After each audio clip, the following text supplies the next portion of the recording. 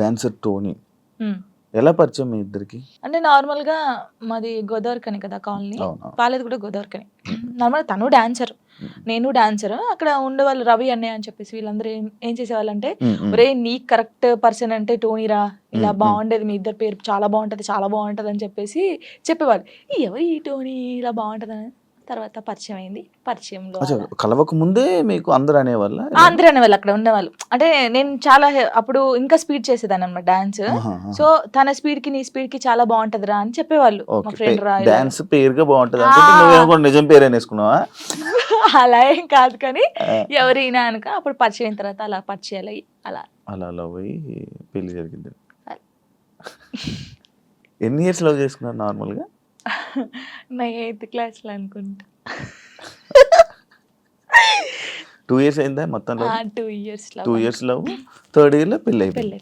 పెళ్ళి మరి ఇంత లవ్ చేసుకున్నారు కదా, బ్రేకప్ అవ్వడానికి ఎందుకు రీజన్? అంటే ఇన్ని 3 years లవ్, సడన్ గా ఒక రోజులో బ్రేకప్ ఎందుకు? అలా ఒక రోజులో కాలేదు, అది కొన్ని సిచ్యువేషన్ ఇంకా అలా అలా అలా జరిగిపోయింది. ఫీల్ అయ్యావా?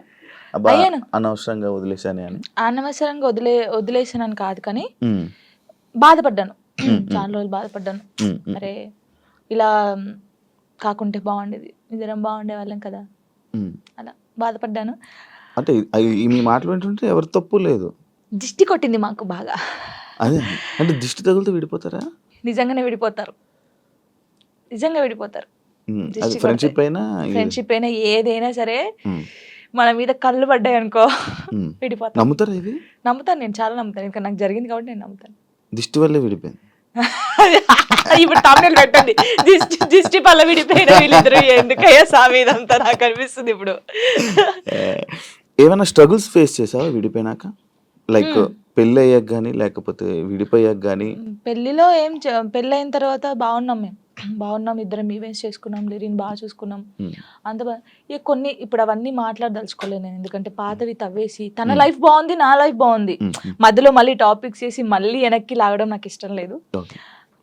తర్వాత పెళ్ళి అంటే ఇంకా అయిపోయిన తర్వాత, గొడవ అయిపోయిన తర్వాత చాలా మంది చాలా రకాలుగా మాట్లాడారు నన్ను. అంటే రోడ్డు మీద నడుచుకుంటూ వెళ్ళేటప్పుడు కానీ చాలా, ఇప్పటికీ తప్పట్లేదు అది. ఇంకా లోకంలో మేము ఇద్దరమే ఉన్నాము, మా ఇద్దరికే డైవర్స్ అయిపోయినాయి, వీళ్ళిద్దరే వైఫ్ అండ్ హస్బెండ్స్, ఎవరు విడిపోలేదు అన్నట్టు చేస్తున్నారు జనాలు అయితే. నిజంగా అలా అప్పుడు కూడా అలాగే చేశారు. రోడ్డు మీద నడుతుంటే అప్పుడు చేశారు. అప్పుడు నేను ఇలా వెళ్తుంటే, అరే నేను మొగుడు వదిలేశారంటారా దీన్ని, ఇది ఏం చేసిందోరా, మొగుడు వదిలేశాడు అని చెప్పి అన్నారు. ఇలా వదిలేసిన తర్వాతనే కదా నాకు ఎక్కువ అలా అలా చాలా స్ట్రగుల్స్ పడ్డాను. ఎవరున్నారు నీకు సపోర్ట్గా అప్పుడు? Mummy daddy. అమ్మ నాన్న ఏమన్నారు? మా మమ్మీ డాడీ అసలు, మా డాడీ గురించి చెప్తేనే ఏడిపోతుంది నాకు. అంటే మా డాడీ ఎలా అంటే, వీళ్ళకి ఎలా ప్రేమ చూసుకోవాలో తెలియదు మా మమ్మీ డాడీకి. ఫస్ట్ ఆఫ్ ఆల్ మా డాడీ గురించి నేను ఎప్పుడు ఎక్కడ మాట్లాడలేదు. ఇక్కడ అంటే అందరూ లవ్ యూ డాడీ, ఇప్పుడు ఈ జనరేషన్ లో అప్పుడు అంటే అప్పుడు వాళ్ళకి తెలియదు. ఇప్పుడు మనం ఏడ్చినా ఎందుకు ఏడుస్తున్నావు, ఇది కావాలా ఇట్లా.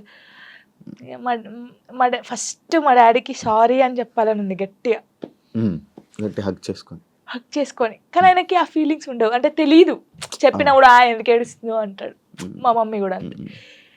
నేను లవ్ మ్యారేజ్ చేసుకొని వెళ్ళిపోయినప్పుడు కూడా చిన్న మాట అనలేదు నన్ను, చిన్న మాట.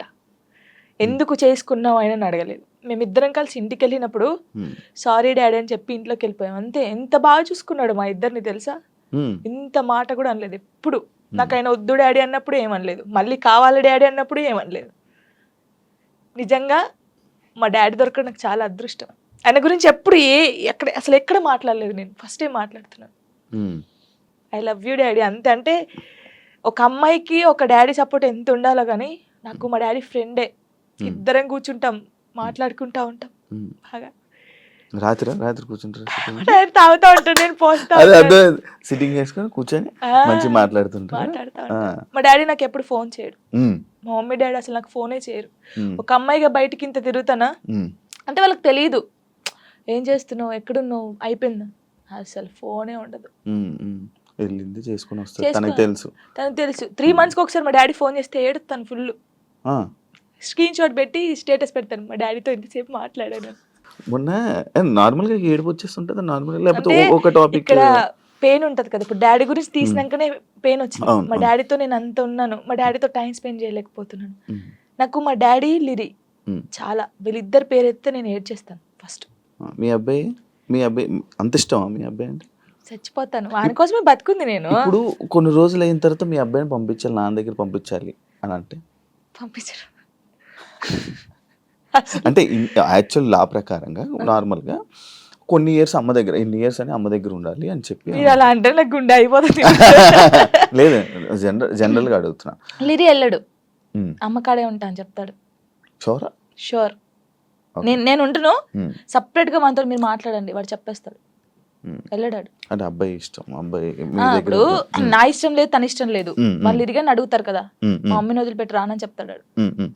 ఇప్పుడు హ్యాపీయా మొత్తం అంతా, మీ అబ్బాయి మీరు అంతా హ్యాపీ? మేమిద్దరం చాలా హ్యాపీగా ఉన్నాం. అవును, యాక్చువల్లీ పేరెంట్స్ మధ్య జరిగినవి పిల్లలకి చెప్పకూడదు, ఎందుకు వాళ్ళని ఇబ్బంది పెట్టడం అనేసి నార్మల్గా అనుకుంటుంటారు బయట, నార్మల్గా జనరల్గా. నేను ఒక దాంట్లో నేను చూసిన దాంట్లో మీరు చెప్పారు, నాకు జరిగిన లైఫ్లో ప్రతి ఒక్కటి నేను మా అబ్బాయితో షేర్ చేసుకుంటానని చెప్పడం జరిగింది. కరెక్ట్ అనుకుంటున్నారా? కరెక్టే. ఎందుకంటే ఇప్పుడు ఫాదర్ మదర్ ఉన్నప్పుడు ఆ పిల్లలకి అవి తెలియకూడదు. ఫాదర్ లేడు, సో అన్నీ నేనే వానికి. నేనైనప్పుడు నా లైఫ్లో ఏం జరుగుతుందో వానికి ఒక్కనికే తెలియాలి, ఎవరికి తెలియకూడదు. ఇప్పుడు వాడు అబ్బాయి అండి, నార్మల్గా చెప్తున్నాను, వాడు ఇంకొక 5 years అయితే పెద్దగా అవుతాడు. పెద్ద అయిన తర్వాత బయటికి వెళ్తాడు, జనాల గురించి తెలిసిందే కదా, ఎవడో ఒక మాట అంటాడు. అప్పుడు వీనికి ఏం తెలియదు అనుకో, వాడు వచ్చి నన్ను క్వశ్చన్ వేస్తాడు, అమ్మ వాళ్ళు ఇలా అంటున్నారు ఏంటమ్మా అని. వీనికి అన్నీ తెలిసాయి అనుకో, మా మమ్మీ గురించి నాకు తెలుసురా, మీరేంట్రా అనేది, వెళ్ళండి రా అంటాడు. దానికి దీనికి ఎంత ఉంది? సో నా కొడుక్కి నా లైఫ్లో ఏం జరిగింది, ఏం జరగబోతుంది అన్నీ తెలియాలి. నేను వానికి అన్ని షేర్ చేసుకో, నాకెవరున్నారు ఇంకా షేర్ చేసుకోవడానికి, వాడు ఒక్కడే ఉన్నాడు. సఫర్ అవ్వడా అసలు వాడు నాకు ధైర్యం చెప్తారు తెలుసా. అవునా? చాలా లిరిని చూస్తే మీరు అలా ఉన్నారు కానీ చాలా మెచ్యూరాడు, చాలా.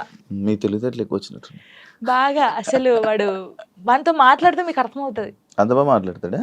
అంత బాగా మాట్లాడతాడు, నాకు ధైర్యం చెప్తాడు. నేను ఏడుస్తే, ఎందుకు ఏడుస్తారా అలా, ఇంకా మరి బాధ వచ్చినప్పుడు ఎవరికి షేర్ చేసుకోవాలి. ఇప్పుడు బయటికి వెళ్తాం, షూట్స్ చేస్తాం, కొందరు మంచిగా మాట్లాడతారు, కొందరు చెడుగా మాట్లాడతారు. అట్లా మాట్లాడినప్పుడు ఇంటికి వెళ్తాను, వాడిని చూడగానే ఏడుపు వస్తుంది, గట్టిగా పట్టేసుకొని డాడీ ఇలా అన్నారా ఈ రోజు నన్ను, అన్నీ చెప్తాను శివ గారు తెలుసా. నేను ప్రతి పిన్ టు పిన్ చెప్తాను వానికి. నేను నాకు ఎవరైనా ప్రపోజ్ చేసినా, ప్రపోజ్ చేశారు రలీరి నాకు అని చెప్తాను నేను, సీరియస్ గా. ఎవడాడు అంటాడు, ఎవడాడు అంటాడు, నాకు నచ్చలేదు రలీరి అని చెప్తాను నేను. ఉండేలే అప్పుడు, చెప్పకూడదు పేరు, నార్మల్ గా అంటే ఎవరికైనా ఉంటారు, నేను కూడా మనిషినే కదా, నాకు కూడా క్రష్ ఉంటారు. నాకు అనుష్క అంటే క్రష్, హీరోయిన్ మీరు హీరోయిన్ క్రష్. నార్మల్ గా ఒకరంటే ఇష్టం ఉండే, అంటే వాళ్ళతో ఎప్పుడు మాట్లాడలేదు, నేను వాళ్ళని ఎప్పుడు కలవలేదు, ఎప్పుడు చూడలేదు. కానీ బట్ కొన్ని వీడియోస్ చూసిన తర్వాత వాళ్ళ క్యారెక్టర్ నచ్చి కొంచెం ఇష్టపడ్డాను. ఇప్పుడు ఇది చెప్పారా మీ అబ్బాయికి? చెప్పాను, ఒరే వాళ్ళ క్యారెక్టర్, ఓ అవునా, ఓకే ఓకే. చెప్పాను అబ్బాయికా, చెప్పలేదు, చెప్పాలని లోపు పెళ్లి అయిపోయింది. సీరియస్ గా ప్రామిస్, ఇది పెళ్లి అయిపోయింది. అయ్యో దేవుడా, పెళ్లి అయిపోయిందా, ఓకే పర్లేదులే, చూసుకుంటున్నారు కదా వీడియోస్, ఓకే ఫైన్, ఇష్టం కదా చూస్తూ ఉందాంలే అలాగా. ఇంకో మ్యారేజ్ చేసుకోవాలని ఆలోచన లేదు లేదా? కింద కామెంట్స్ వస్తూ ఉంటాయి నార్మల్గా.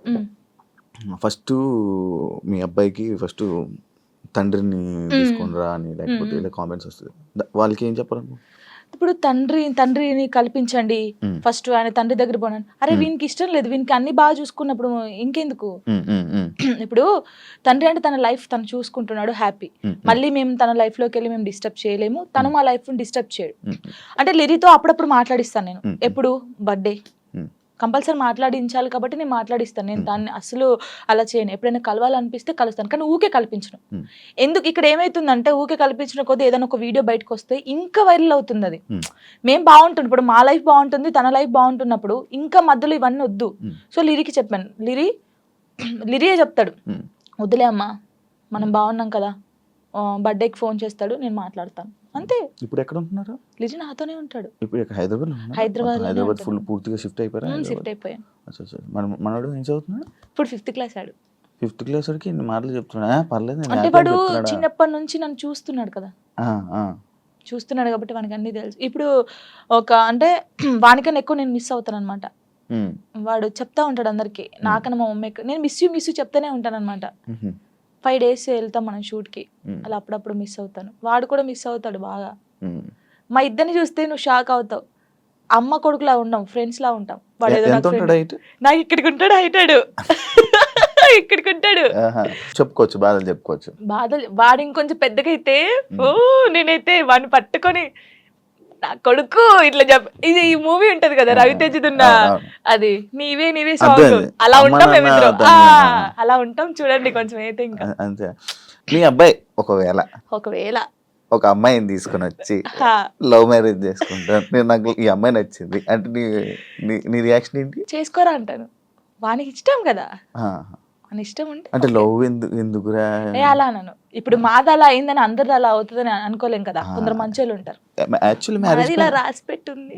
యాక్చువల్లీ మ్యారేజ్ పైన పెళ్లి పైన నీ ఒపీనియన్ ఏంటి? చేసుకోవచ్చు మనం, ఇప్పుడు పెళ్లి చేసుకోవచ్చు, కానీ అండర్స్టాండింగ్ ఉండాలి. ఒకటి, చిన్నప్పుడు అయితే చేసుకోవద్దు. ఇప్పుడు మెచ్యూర్ ఉండదు మైండ్, మనం ఏం చేస్తామో తెలియదు. కొంచెం ఇప్పుడు 16 years నుంచి 20, నిజంగా పెళ్లి చేసుకుంటే 25 years 26 years అప్పుడు చేసుకుంటే మనకు అన్ని తెలుసుంటే మనం ఏది తప్పు ఏది రైట్ అనేది మనకు అర్థమవుతుంది. ఎవరు ఏంటి అనేది కూడా అర్థం అర్థమవుతుంది. అప్పుడు ఎవరితో మనం ఏం మాట్లాడాలని అర్థమవుతుంది. ఈ చిన్నప్పుడు చేసుకొని మనం ఎవరితో మాట్లాడినా తప్పే, లేకపోతే ఇలా ఉంటాయి కదా, అప్పుడు తెలీదు. చిన్నప్పుడు మైండ్ ఎలా ఉంటది, ఏది చేసినా మనం కరెక్ట్ అని మనకు అనిపిస్తుంది, అంటే ఎదుటి వాళ్ళకి అనిపించదు. నేనైతే చెప్పేది 26-25 years అప్పుడు పెళ్లి చేసుకోండి. లవ్ అయినా అరేంజ్ మ్యారేజ్ అయినా అప్పుడు కరెక్ట్ ఉంటారు. విడిపోయాల్సిన ఆలోచన కూడా రాదు. వచ్చినా కూడా ఏదైనా వీళ్ళతో ఉండాలి అనిపిస్తుంది. ఓకే.